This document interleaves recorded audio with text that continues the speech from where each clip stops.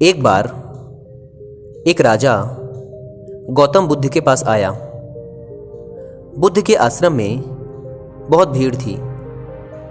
राजा ने आग्रह किया कि वह एकांत में उनसे कुछ कहना चाहता है। बुद्ध बोले, मूंदो नयन कतहु को नाही, अर्थात सर्वत्र एकांत है, यहीं बोलो। राजा ने कहा कि मैं संन्यास लेना चाहता हूँ। यह सुनकर बुद्ध थोड़ा गंभीर हो गए। वे बोले कि तुम्हें संन्यास्त होने के लिए दीक्षा देने के पहले मेरी एक शर्त का पालन करना होगा।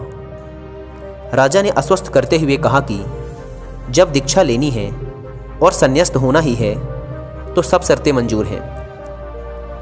बुद्ध ने आदेश दिया कि अपने कपड़े उतारो, जूते उतारो और नग्न हो जाओ और अपनी राजधानी के राजमार्गों पर स्वयं को जूते मारते हुए चक्कर लगा कर आओ। राजा ने वही किया। वह नग्न होकर स्वयं को जूते मारता हुआ राजधानी की सड़कों पर दौड़ने लगा। उसके चले जाने पर शिष्यों ने बुद्ध से कहा कि जब हम दीक्षा लेने आए थे तब तो आपने ऐसी कठोर शर्त नहीं लगाई थी।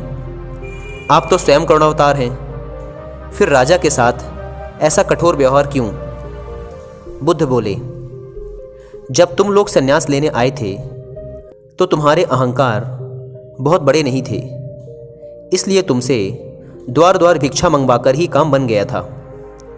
पर यह तो राजा है, इसका अहंकार बहुत बड़ा है, इसलिए महारोग की दवाई भी अधिक शक्तिशाली होनी चाहिए। राजा जब इस दशा में अपने ही प्रजाजनों के सामने से गुजरेगा तो उसका अहंकार चूर चूर हो चुका होगा। राजा ने शाम तक शर्त पूरी कर ली और बुद्ध के चरणों में आकर बैठ गया और कहने लगा, भंते, मुझे दीक्षा देकर अब तो संन्यास्त करें।